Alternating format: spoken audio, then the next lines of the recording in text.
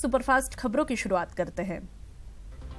प्रधानमंत्री मोदी आज देश के बड़े उद्योगपतियों से मिलेंगे। इस दौरान देश में व्यापार को कैसे आसान बनाया जा सके, इस पर चर्चा करेंगे। साथ ही देश की जीडीपी को बढ़ाने में भी योगदान की अपील करेंगे। मोदी सरकार की नाकामियों की वजह से ठप हुई संसद और भारत बंद के दौरान दलितों के साथ हुए अत्याचार के खिलाफ कांग्रेस देश भर में आज उपवास करेगी और कांग्रेस अध्यक्ष राहुल गांधी आज राजघाट पर जाकर एक दिन का उपवास रखेंगे।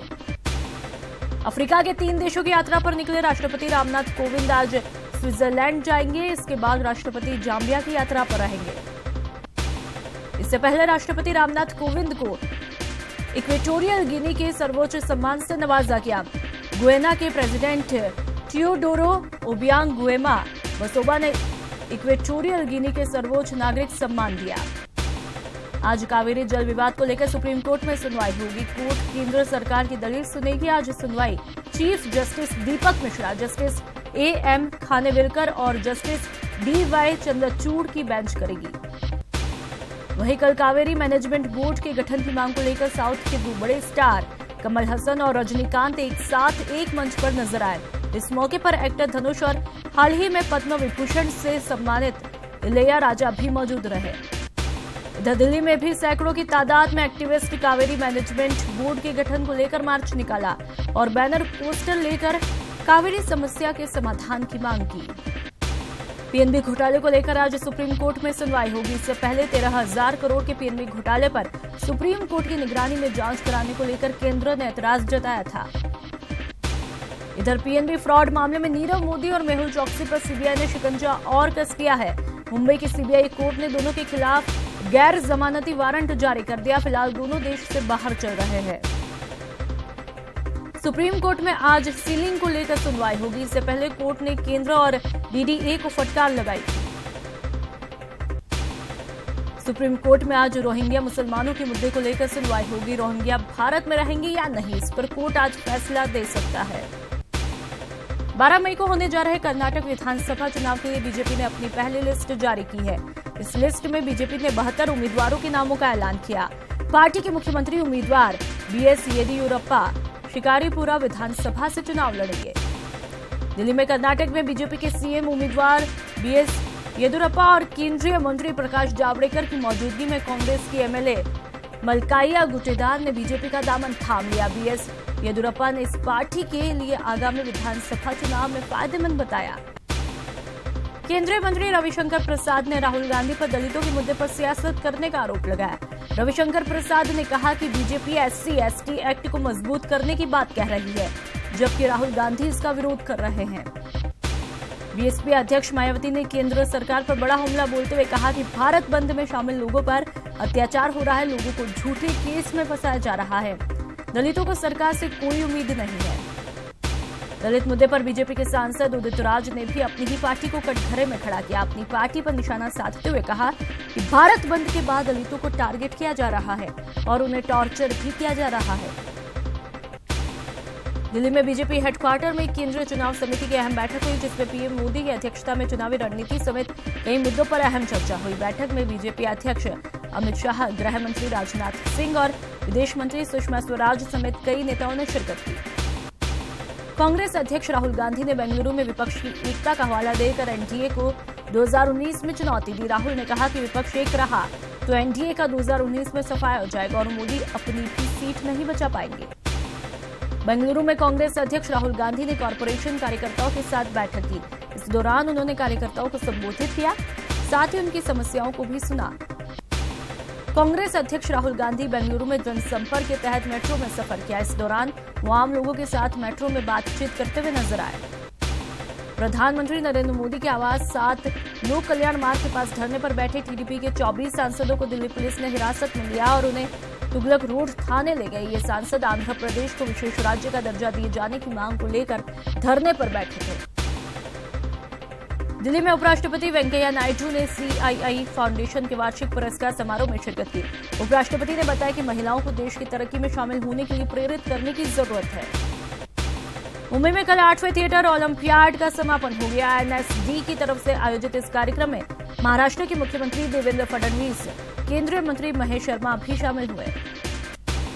दिल्ली से सटे गाजियाबाद में दिन दहाड़े बदमाशों ने एक पत्रकार को गोली मार दी। अनुज चौधरी नाम के पत्रकार को 2 हाथ और एक गोली पेट में लगी है। बदमाशों ने घर में घुसकर वारदात को अंजाम दिया। हमलावरों को पकड़ने के लिए 4 टीमें गठित की गई है। भुवनेश्वर में अहमदाबाद पुरी एक्सप्रेस रेलवे कर्मचारियों की लापरवाही के चलते बिना इंजन के ही पटरी में दौड़ने लगी। संबलपुर के रेलवे डीआरएम ने इस लापरवाही के लिए 7 रेल कर्मचारियों को निलंबित किया। वहीं 2 रेलवे अधिकारियों को कारण बताओ नोटिस जारी किया। मोटरसाइकिल के जरिए 7 देशों की यात्रा कर 4 महिला बाइकर्स भारत लौट आई। रविवार को हैदराबाद में कार्यक्रम के जरिए सम्मानित किया गया। तेलंगाना सरकार के टूरिज्म डिपार्टमेंट ने उन्हें सम्मानित किया। 11 फरवरी को हैदराबाद से ही इन महिलाओं ने अपनी यात्रा शुरू की थी। सार्क सम्मेलन को लेकर भारत ने अपना रुख साफ किया है। भारत ने कहा कि पाक लगातार सीमा पार आतंकवाद को समर्थन कर रहा है। ऐसे में सार्क के साथ आगे बढ़ना मुश्किल है। ब्राजील के पूर्व राष्ट्रपति लुइज इनासियो लूला डा सिल्वा ने सरेंडर किया है। लुइज इनासियो को भ्रष्टाचार के मामले में 12 साल की कैद की सजा मिली है। सीरिया के डोमा में हुए संदिग्ध केमिकल हमले में कम से कम 17 लोगों की मौत हुई। खबरों के मुताबिक केमिकल हमला सीरिया के पूर्वी घुंटा में विद्रोहियों के कब्जे वाला आखिरी शहर डोमा में हुआ है। सीरिया में केमिकल हमले पर यूएस प्रेसिडेंट डोनाल्ड ट्रंप, रूस, ईरान और सीरियाई राष्ट्रपति बशर अल असद को जिम्मेदार ठहराया। ट्रंप ने बताया कि इसकी कीमत रूस और ईरान को चुकानी पड़ेगी। इधर रूस ने केमिकल हमले से इनकार किया। नॉर्थ कोरिया अमेरिका के साथ परमाणु मसले को लेकर बातचीत करने के लिए तैयार है। नॉर्थ कोरिया की तरफ से इसे एक सकारात्मक पहल के तौर पर देखा जा रहा है। आईपीएल के पहले मैच में कोलकाता नाइट राइडर ने बेंगलोर रॉयल चैलेंजर्स को रोमांचक मुकाबले में 4 विकेट से हरा दिया। बेंगलोर के दिए 177 रन के टारगेट को केकेआर ने 7 गेंद शेष रहते ही हासिल किया। केकेआर की जीत में सुनील नरेन ने 50 रनों की पारी खेली। मुख्यमंत्री वसुंधरा राजे के सीकर दौरे का आज आखिरी दिन है। सीएम राजे आज श्री माधोपुर में जनसुनवाई करेंगी और आम जन की समस्याएं जानेंगी। मुख्यमंत्री वसुंधरा राजे ने सीकर दौरे के तीसरे दिन संतोषपुरा में कई विकास कार्यों की सौगात दी। इस दौरान सीएम ने मेधावी बेटियों को लैपटॉप और स्कूटी वितरित किए। साथ ही जनसंवाद कार्यक्रम कर समाज के लोगों की समस्याएं भी सुनी। मुख्यमंत्री वसुंधरा राजे ने खाटू श्याम जी को नगरपालिका बनाने की घोषणा की। साथ ही सीएम ने खाटू श्याम जी मंदिर क्षेत्र को एक टेम्पल टाउन के रूप में विकसित करने के निर्देश दिए। इसके लिए 67 करोड़ रुपए के विकास कार्य किए जाएंगे। प्रदेश के सभी संभाग मुख्यालयों पर आज कांग्रेसी कार्यकर्ता उपवास पर बैठेंगे। राजधानी जयपुर में सचिन पायलट, अविनाश पांडे सहित वरिष्ठ नेता और कार्यकर्ता उपवास में शामिल होंगे। वहीं मंत्री अरुण चतुर्वेदी ने आज होने वाले कांग्रेस के उपवास पर निशाना साधा है। मंत्री चतुर्वेदी ने कांग्रेस के उपवास को स्टंट करार दिया। साथ ही कांग्रेस पर दोहरी राजनीति का आरोप लगाया है। पानी को लेकर प्रदर्शनों का दौर जारी है। बिसलपुर से पानी दिए जाने की मांग को लेकर जयपुर के वार्ड 15 और 16 के लोगों ने धरना प्रदर्शन किया। बड़ी संख्या में क्षेत्र के लोग गोविंदपुरा बस स्टैंड पर जुटे और नारेबाजी करके अपना विरोध जताया। प्रदर्शनकारी क्षेत्र को बिसलपुर पेयजल परियोजना से जोड़ने की मांग कर रहे हैं। साथ ही पक्की सड़क, सीवरेज और कॉलोनियों के नियमन न होने जैसी समस्याओं को लेकर भी लोगों में आक्रोश है। सूचना के बाद जलदाय विभाग में अधीक्षण अभियंता परियोजना दिनेश गोयल मौके पर पहुंचे और समझाइश की। प्रतापगढ़ में छोटी सादड़ी के स्वरूपगंज में दूषित पानी पीने से बड़ी संख्या में लोगों की बीमार होने का मामला सामने आया है। यहां गंदा पानी पीने से 250 लोग बीमार हुए थे। घटना के बाद स्वास्थ्य विभाग ने भी पेयजल के नमूने लेकर जांच शुरू कर दी है। महिला एवं बाल विकास राज्य मंत्री अनीता भदेल इन दिनों अपने गृह क्षेत्र अजमेर दक्षिण विधानसभा के दौरे पर है, जहां पर वे लगातार क्षेत्रवासियों से मिलकर उनकी समस्या से रूबरू हो रही हैं। मंत्री ने कई वार्डों का दौरा किया, जहां पर वार्डवासियों ने अपनी समस्याएं उन्हें बताई। जयपुर में आईपीएल मैच शुरू होने से पहले आरसीए को बड़ा झटका लगा। नगर निगम ने आरसीए को नोटिस किया है। नगर निगम ने नोटिस में फायर एनओसी के मापदंडों का हवाला दिया है। राज्य सरकार पानी की बढ़ी हुई दरों में कटौती कर सकती है। सामाजिक न्याय एवं अधिकारिता मंत्री अरुण चतुर्वेदी ने ये संकेत दिए हैं। बीजेपी मुख्यालय में प्रेस ब्रीफिंग के दौरान चतुर्वेदी ने इस पर अपनी प्रतिक्रिया दी। चूरू के बिदासर में विधायक खेमाराम मेघवाल ने लालगढ़, बाड़सर, कांधलसर और मालासर सहित 1 दर्जन से अधिक गांवों का दौरा करके ग्रामीणों से जन सुनवाई की। अपने दौरे के दौरान विधायक मेघवाल और पूर्व सांसद कसवा ने विकास कार्यों का लोकार्पण भी किया। जोधपुर के शिवगंज में प्रदेश कांग्रेस कमेटी के सचिव और आशापुरा नाडोर ट्रस्ट के अध्यक्ष गुमान सिंह देवड़ा का राजपूत समाज के सैकड़ों लोगों ने स्वागत किया। शिवसेना के राज्य प्रमुख राजकुमार गोयल और उप राज्य प्रमुख राम सिंह भंडारी धौलपुर दौरे पर रहे, जहां दोनों का शिव सैनिकों ने गर्मजोशी के साथ स्वागत किया। इस मौके पर राजकुमार गोयल और राम सिंह भंडारी ने कार्यकर्ताओं को संबोधित किया। 2 अप्रैल को भारत बंद के दौरान चूरू जिला मुख्यालय पर निकाली गई रैली में चूरू डीएसपी हुक्म सिंह पर सरिये से हमला करने का आरोपी अब पुलिस गिरफ्त में है। कोतवाली पुलिस ने आरोपी दिनेश कुमार मेघवाल को गिरफ्तार किया है।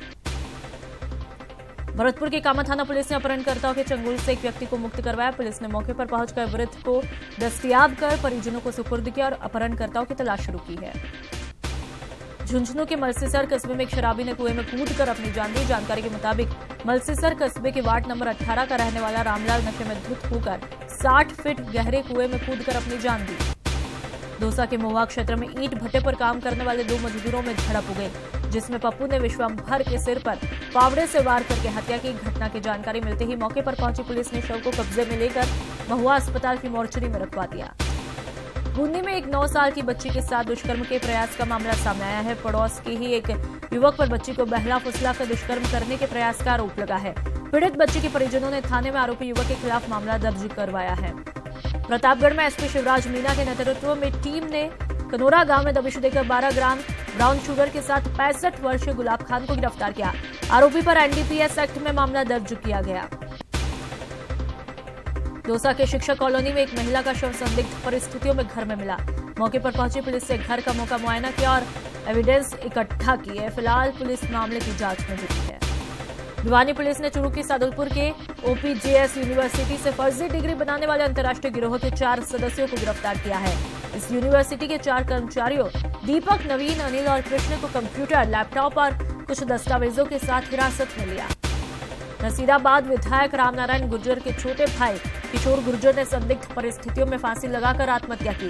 सूचना मिलने पर मौके पर पहुंची पुलिस ने शव को फंदे से नीचे उतरवाया और मोर्चरी में रखवाया। पुलिस ने शव का पोस्टमार्टम करवाकर शव परिजनों को सौंप दिया।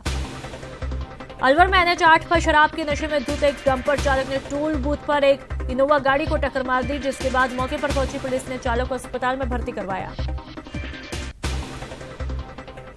बूंदी के पेच की बावड़ी गांव के पास टायर फटने से अनियंत्रित हुई एक कार 2 बाइकों से जा टकराई। घटना में 5 लोग घायल हो गए।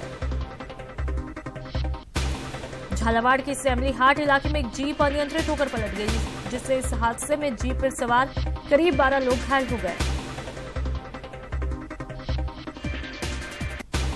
टोंक में NH12 के छाण बाईपास पर कार की चपेट में आने से बाइक सवार एक व्यक्ति की मौत हो गई, जबकि दूसरा गंभीर रूप से घायल हो गया। गंभीर घायल को सादत अस्पताल में भर्ती करवाया गया है। जयपुर के कोटपुतली इलाके में जीप और पिकअप में टक्कर हो गई। हादसे में करीब 15 लोग घायल हो गए, जिसमें कई महिलाएं भी शामिल है। सभी घायलों को बीडीओ में अस्पताल लाया गया, जहां पर 3 गंभीर घायलों को भर्ती किया गया, तो वहीं अन्य घायलों को प्राथमिक उपचार के बाद छुट्टी दे दी गई है। चूरू के रतनगढ़ में ट्रक में स्पार्किंग से आग लगे। ट्रक चालक शौकत और खलासी आकिब ने ट्रक से कूदकर अपनी जान दी। घटना की सूचना पुलिस और दमकल को दी, जिस पर पुलिस मौके पर पहुंची आग पर काबू पाने का प्रयास किया। जैसलमेर सेना के वाहन में आग लगने से सनसनी फैली। यह घटना एयरफोर्स चौराहे के पास की घटित हुई। बिजली के तारों को छूने से यह आग लगी है। आसपास के लोग और सेना के जवान आग बुझाने में जुट गए।